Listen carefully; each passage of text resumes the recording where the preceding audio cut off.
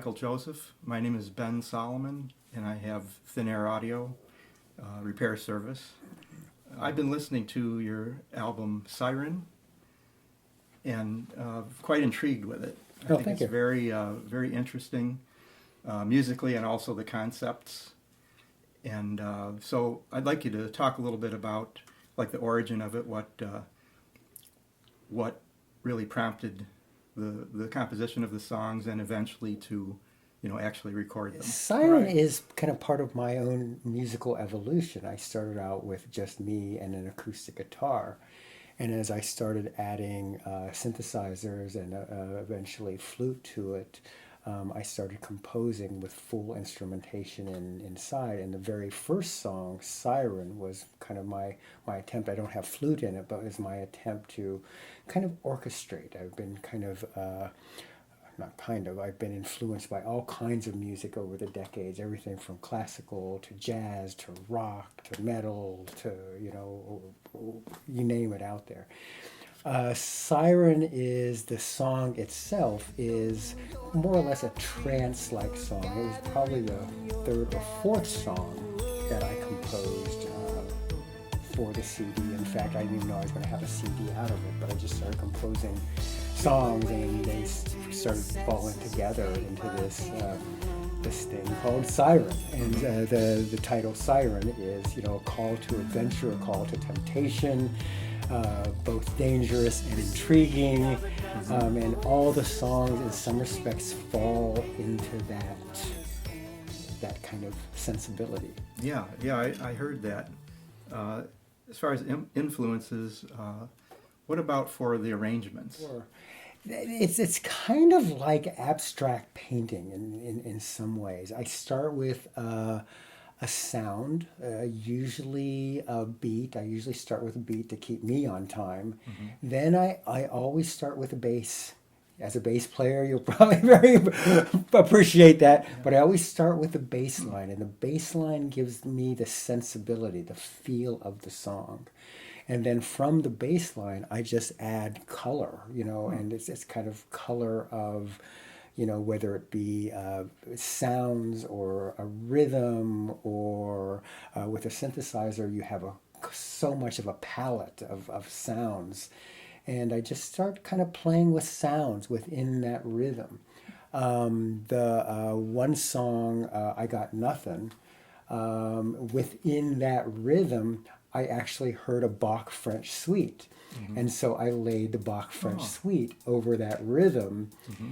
And from there, a vampire song developed, because it had sort of an old world sort of feel to it.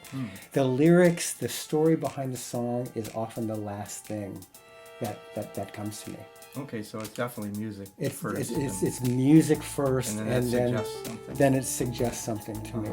My lyrics come from mumbles and grumbles. I'll have almost the whole song composed, and then I'll get a mic and I'll start,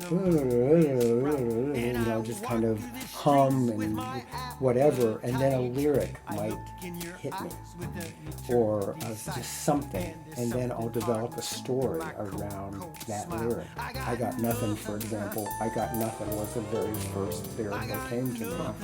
And I got nothing. I got nothing. I got nothing.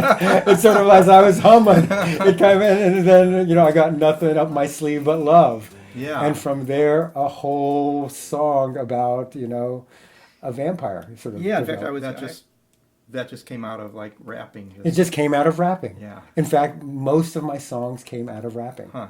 Another thing, I wrote a note here about the I Got Nothing specifically. There's the glissando strings. Yes.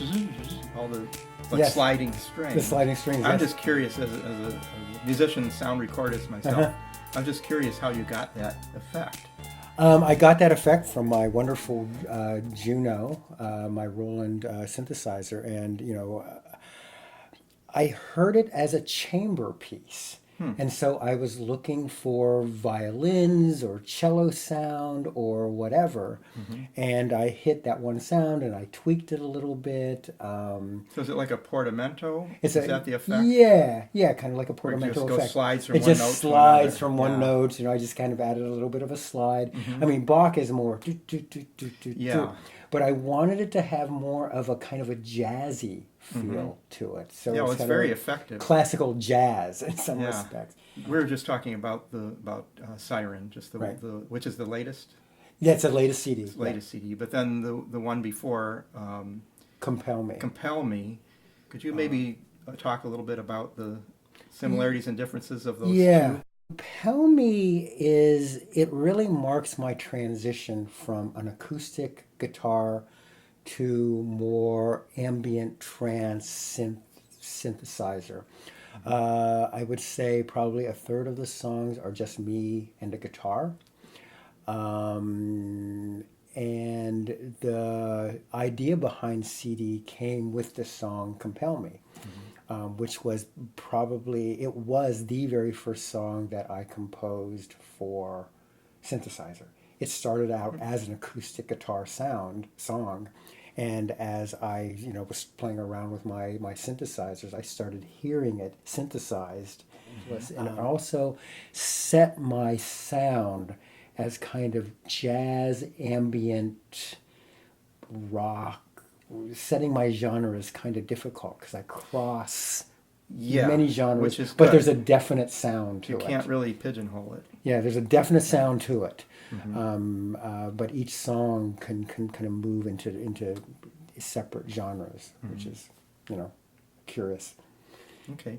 And what other particulars stand out in your mind about Compel? It was the first album, also my first album ever, but where I really started to work with jazz and jazz feel. The song "Flow Like Water" has a real strong jazz feel to it. It's my homage in some ways to jazz instrumentalists who play a little bit more dissonantly. So there's sections of it where I kind of get a little bit chromatic, scaly. I grew up playing classical piano, and I could never switch to pop or jazz. It was just such On the piano. on the piano, which is a very foreign thing. Yeah. But once I started working with bass lines, actually the bass line taught me how to play jazz. Because I would have sort of a little jazzy little bass kind of in Flow Like Water, and I would just sort of start putting things within that. Another song is Fortress, which is kind of more of a crooner sort of song. I grew up listening to Sinatra and Andy Williams and Sarah Vaughan and all those crooners. So some of my music is also an homage back there. Maybe this would be a good time to listen to, let's say, Flow Like Water. Oh, sure.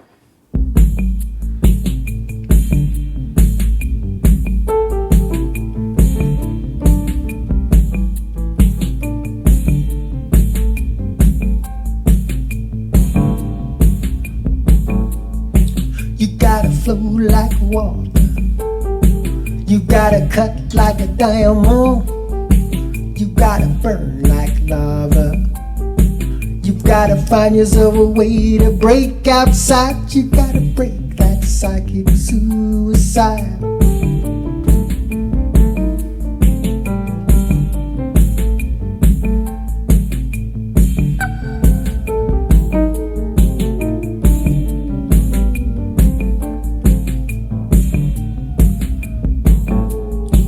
You've gotta ache like a sacrifice. You've gotta dream like a banshee. You've gotta cry like a baby. You've gotta find yourself a way to break outside. You've gotta break that psychic suicide.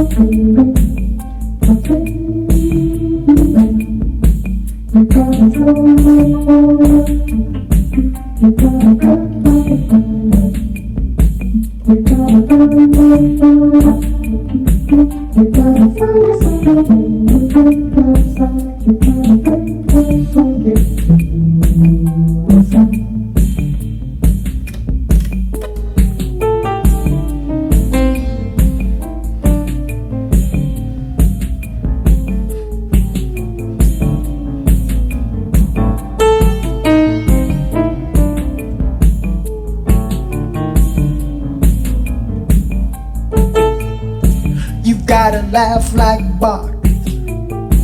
You've gotta pray like Jesus. You've gotta love like Shiva. You've gotta find yourself a way to break outside. You've gotta break that psychic suicide.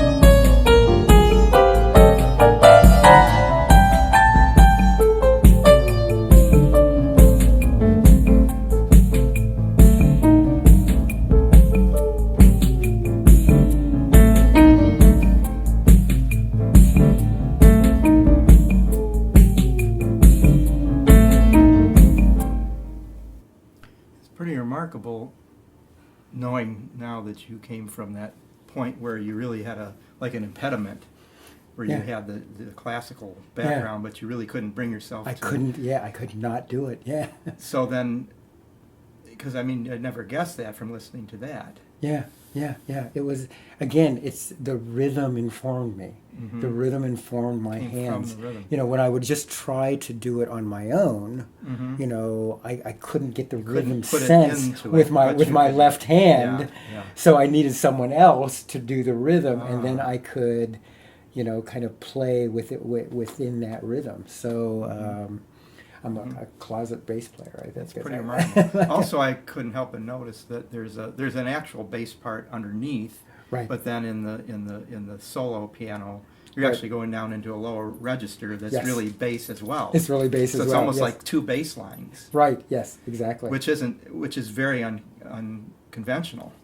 I mean, typically, going back all the way to Baroque, to Bach, pretty much there was one bass line. Right. There Absolutely. weren't two bass There lines. weren't two bass lines. So I was able to kind of weave a second bass line Yeah, into the other one. Yeah, And so it informed my left hand also, my Okay. bass hand, Yeah. how to do that. So, And now I can definitely hear that the facility for actually playing the parts.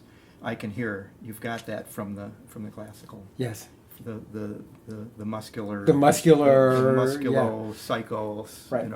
connection. Yes, because Bach can have, on the left hand, can have a completely separate but intertwined Yeah, sort of melody counterpoint. counterpoint Yeah. within it. So, Flow Like Water has that little bit of counterpoint Yeah, going. yeah, and also just the idea of the flow. Yes. It actually it illustrates that. Sure. It has that fluent feel to it. Right, and that's how the music informs my lyrics, because there's a reference in my lyrics Yeah. Mhm. to like Siren is very trance-like, and Siren's Call is a trance.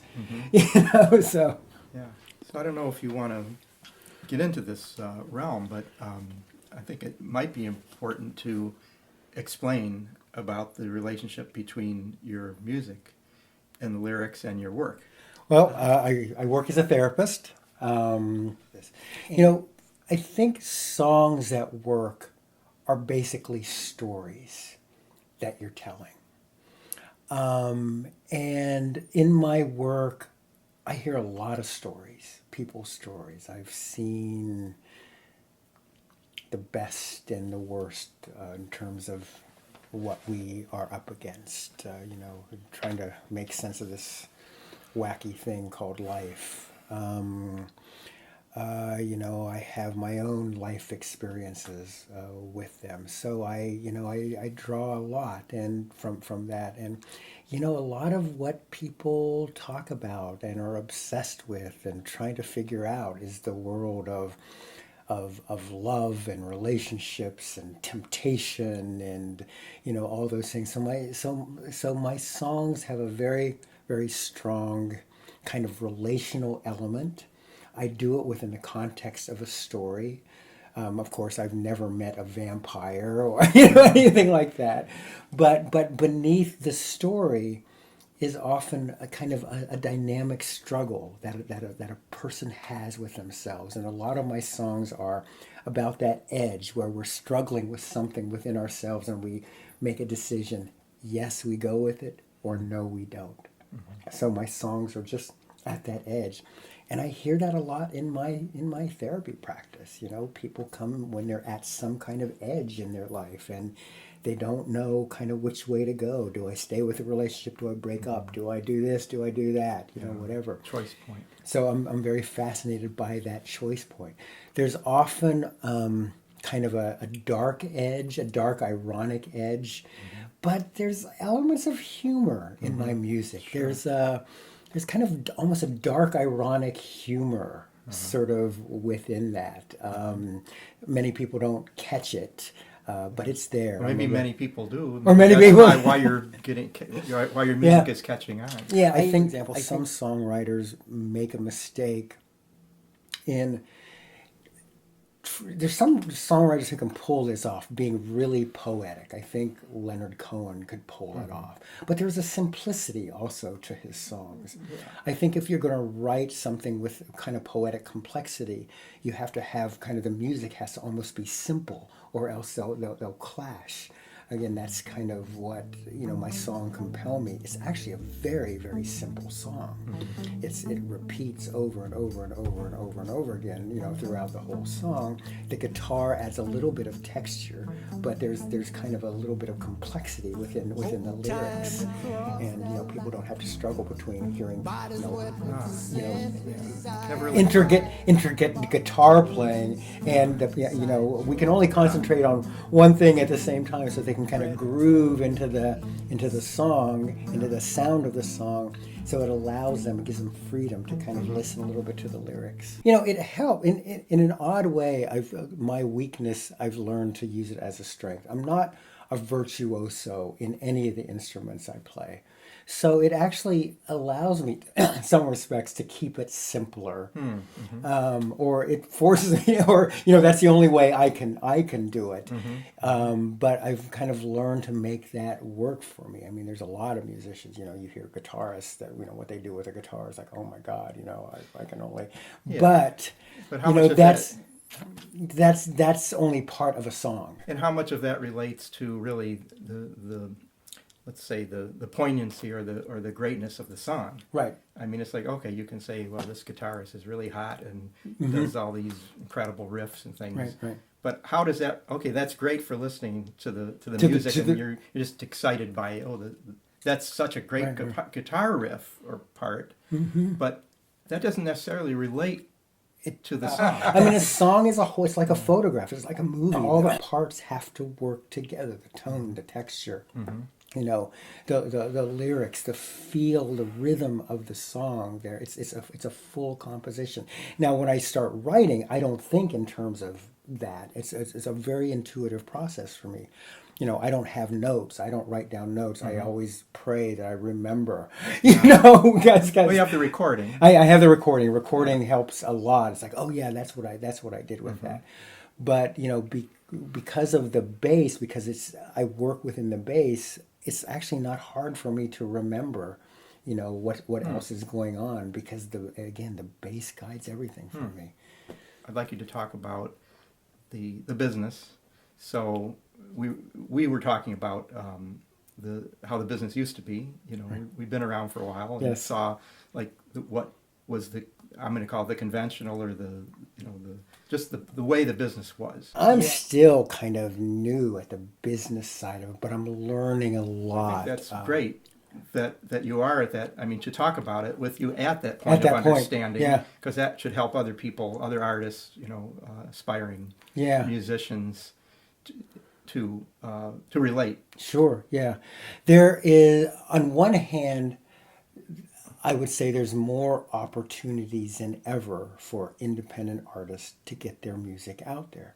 But there's also more independent artists than ever getting their music out there. I mean, you're just a speck, and there's a lot of talented people out there making music. So getting yourself heard, there's all kinds of decisions. Do I put out a CD? Do I put a digital form? What I do? Social media is a very, very big piece of this. I'm fortunate I have Emily Hill, who's helping a lot with my social media, getting my name out there.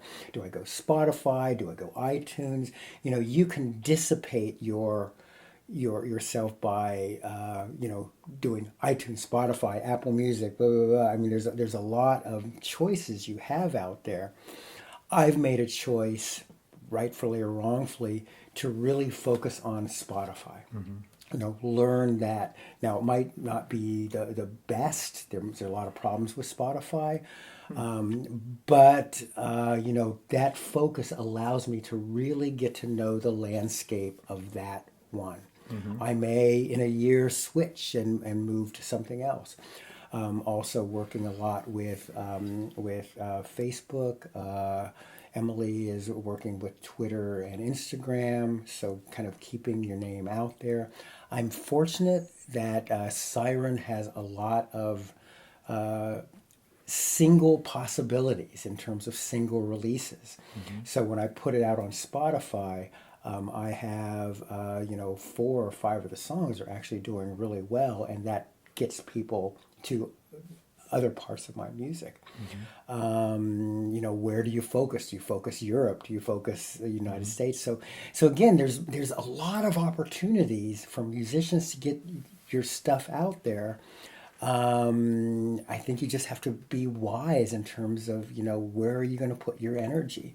I think there's a lot of really good local musicians who they haven't really tried to leave the small pond of Michigan music.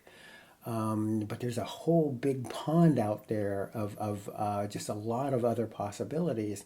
But, when you go into the big pond, there's also, a lot of sharks, there's a lot more fish, A lot more whatever. But I found once I kind of left the small pond and went out there, my music actually got a lot more play. Okay. So you have to just kind of be a little ballsy and say, okay, I'm going to push it. I'm going to push it out there. I'm going to push it hard and see what happens. So pushing it means getting it out there, not letting your ego get in the way. Being willing to take your lumps, being willing to be rejected, being willing to, have radio places saying, oh, this isn't really for me or whatever. One thing I've really learned in the past year is the importance of developing relationships. Whether it be with people who have independent radio stations or who are in the know of music or whatever, to not only ask them for something, but have something that I can give them.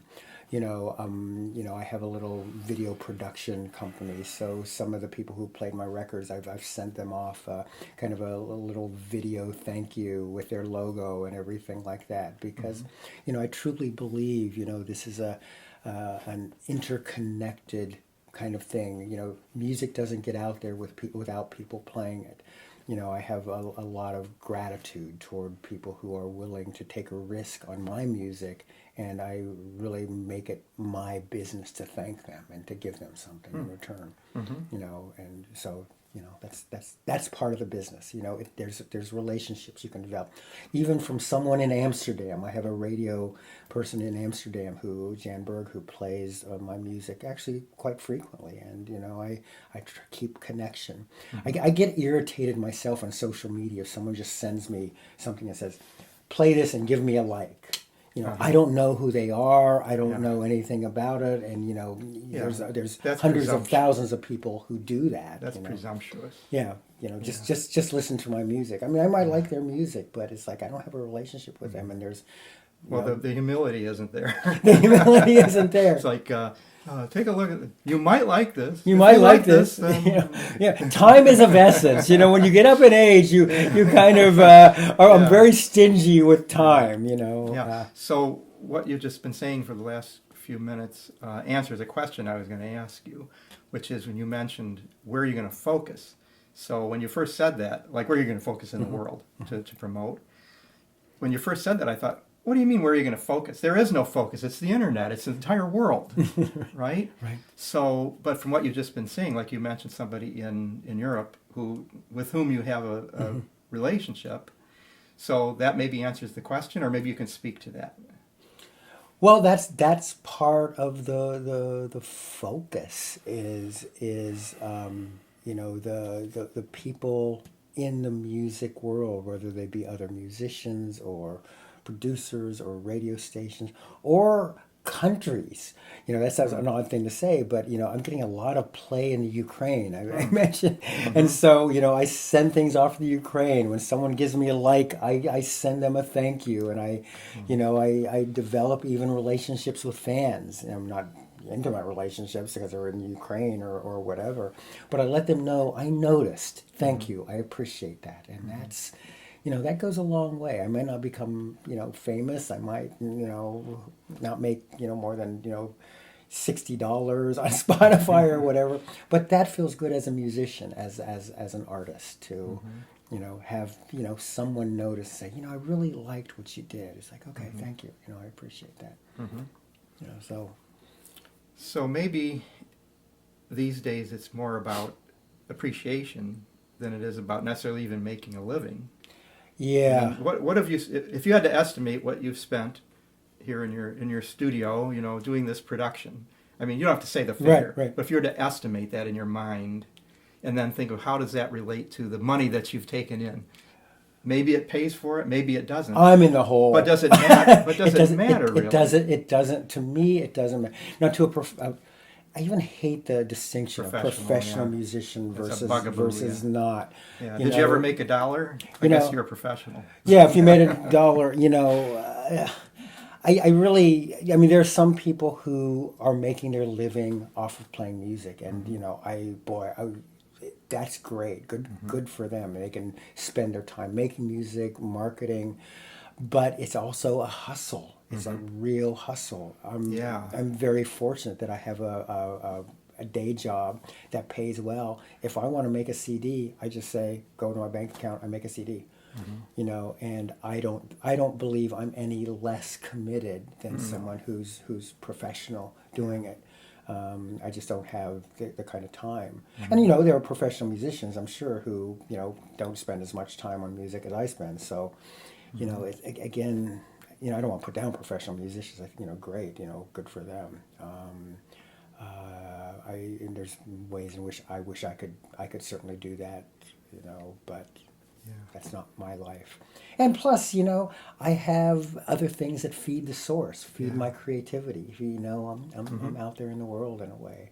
I'm very fortunate in my life as a therapist, because I think it's good work, and it can be exhausting, but it's very soulful, and it feeds the muse in its own way as well. So there's that, as I said at the beginning, just that relationship between your work and your music. Well, near the beginning, I said. Right. Yeah.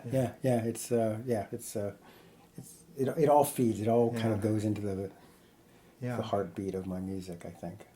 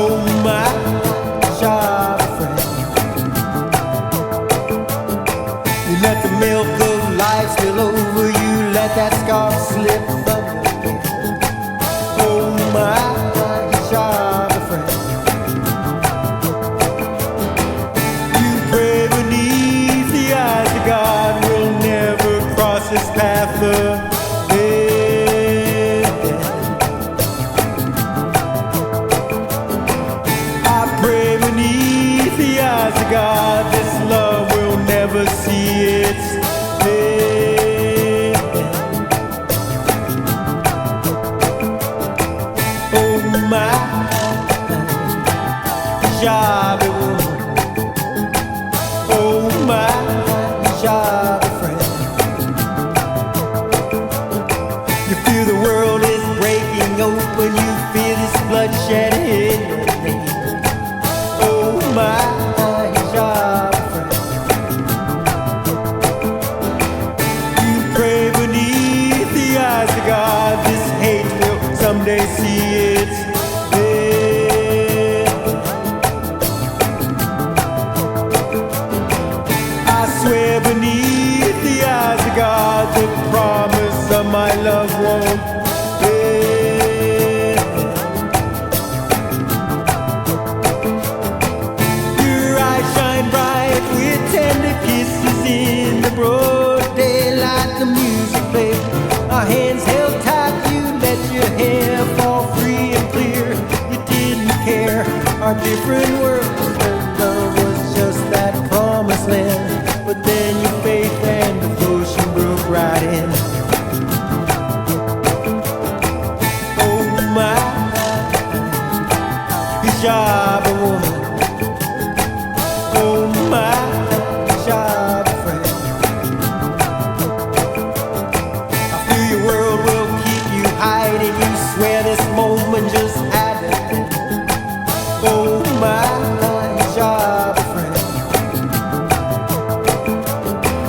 You pray beneath the eyes of God, this love will never break your faith.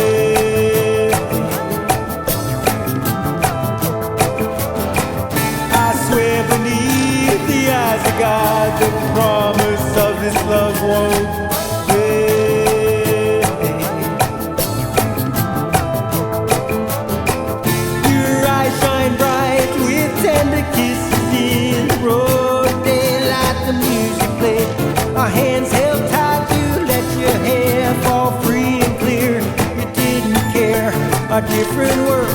The love was just that promised land. But then your faith and devotion broke right in.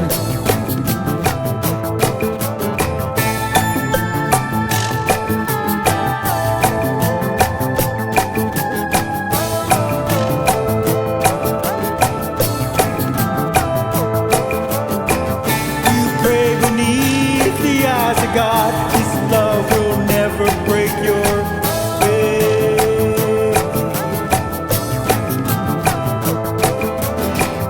I swear beneath the eyes of God, the promise of my love won't fade.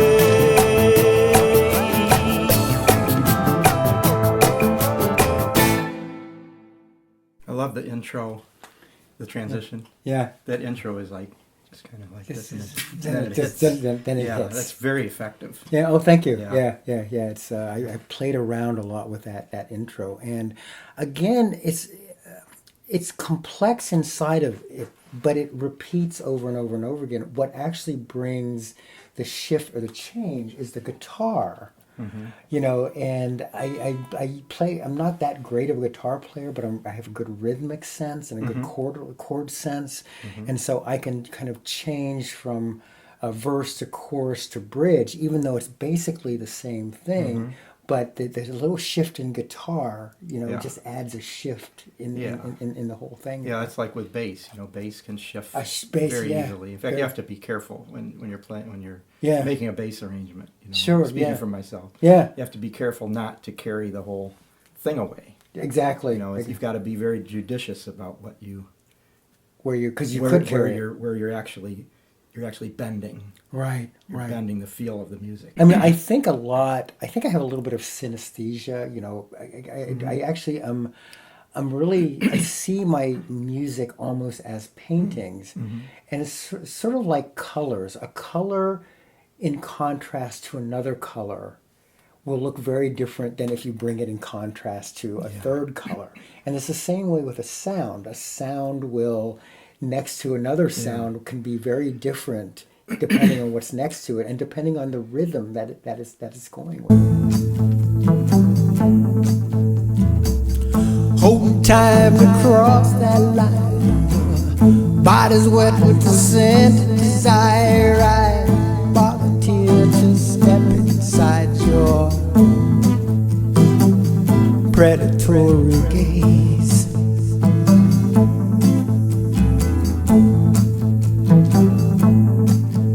You take me in and tie me down. The force of want is on your side, I said.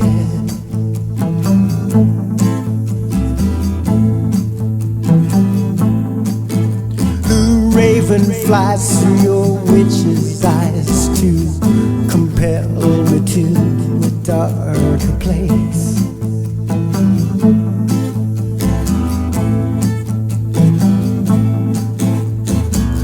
Scratch your nails down my window pane. Let me take the apple till I go insane.